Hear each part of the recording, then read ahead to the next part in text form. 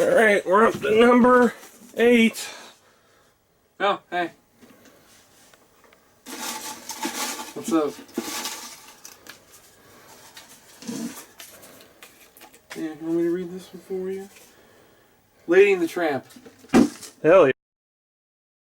Welcome to Atop the Fourth Wall, where I'm burn. It's kind of, yeah. So we're doing Lady and the Tramp this time around. The dog. So when I was growing up, this is the movie everyone said was the only film that Disney actually wrote. It wasn't based off anything. But it's based off a little short story that was in Cosmo.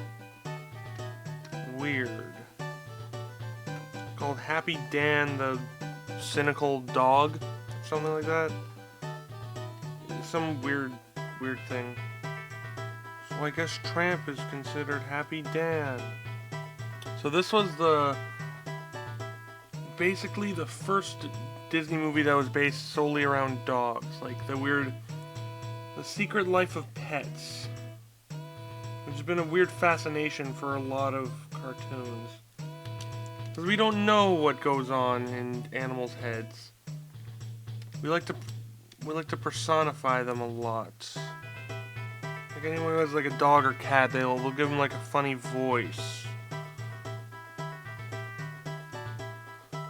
They'll kind of speak for them. It's a weird fascination we have with dogs and cats. It's because we're around them so much. We often wonder like what they think when it comes to something like, I don't know, let's say a new baby. He is very scruffy. He is the Tramp. It's funny, throughout the movie, he calls Lady Pigeon a lot.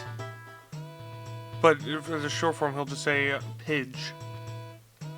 But I don't know, the way he says it kind of sounds like he's just going like, oh, hey, bitch. Yo, bitch. Kind of had to do a little like re-listen to make sure he actually said that.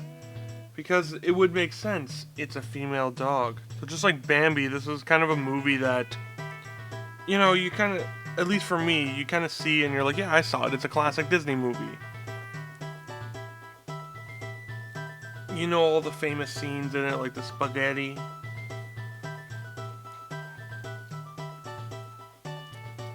But, I don't know, like, it's just not one of the ones that you're like, yeah, I'll watch every day.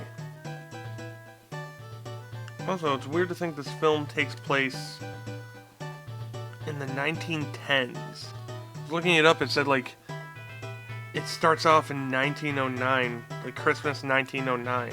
I don't know, it's a weird thought just because it makes sense, nothing's, like, kind of out of place.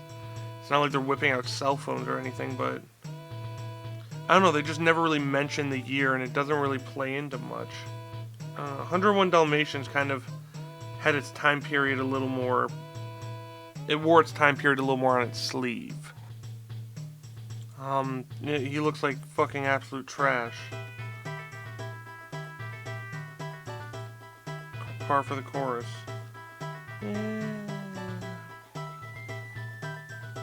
Alright. Let's do the lady. It's funny, while I didn't watch this one as a kid as much, I watched the sequel a lot, and I'm borderline embarrassed to say that. I don't remember too much about the sequel, other than it's about their kids, or their one kid. God, I can't remember. I'm kind of in, like, I guess I could say I'm kind of in, like, a weird shock that they made, like, a weird remake live-action version of Lady and the Tramp. Like, that's what they're doing for all these movies at this point, but it's like, fucking, why Lady and the Tramp? No, dude, this thing's ugly as sin. Upon rewatching it, I was surprised how good the voice acting was in this. Like, everything feels very unique.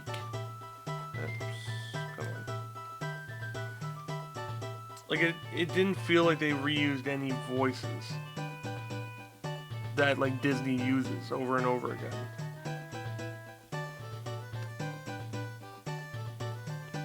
Like I didn't hear the Sheriff of Nottingham in there, although that came way later. Another thing I noticed, this is just kind of with old movies in general, but I miss it. I miss when like all the credits were at the beginning, and when the movie ends, you can just kind of like, it just pops up saying the end. I don't know. Since they didn't want to bore you with an hour of credits before the movie, they only gave you like bare essentials. Also, there wasn't like thousands of people working on movies back then, so I don't know.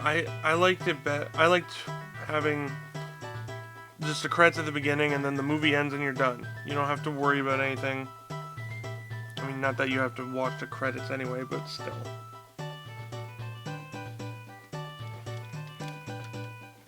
It's not like you're gonna see the Lady and the Tramp post-credits scene. I think I'd hang myself if I had to fucking see that. Disney Cinematic Universe, where they connect all the fucking Disney movies and then they make a Kingdom Hearts. That's their Avengers. God damn it. Imagine if that was actually a thing. They do all these fucking live-action Disney movies and then connect them all with Kingdom Hearts.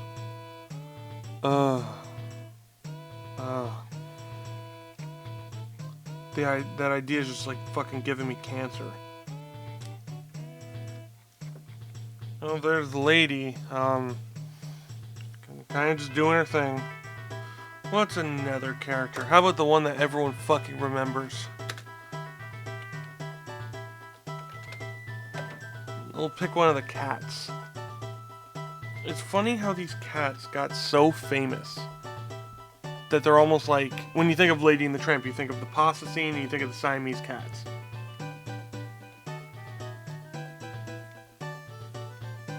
They're only in one scene. Like, they don't do anything other than like, hi, we're gonna sing our song and then cause shit. I don't know, maybe people remember them because they're just fucking creepy.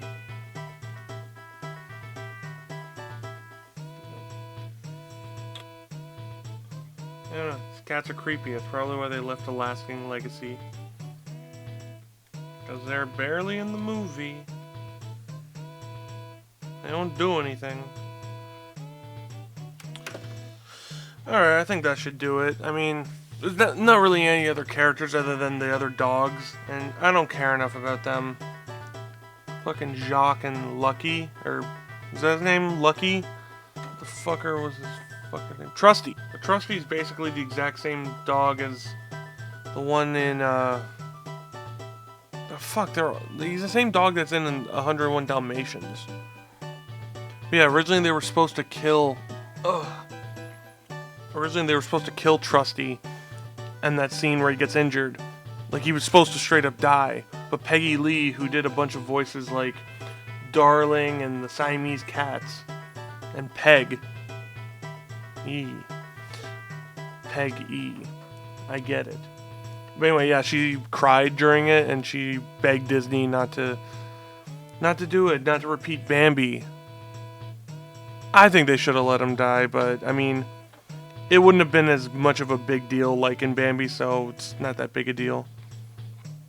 Anyway, that's Lady and the Tramp.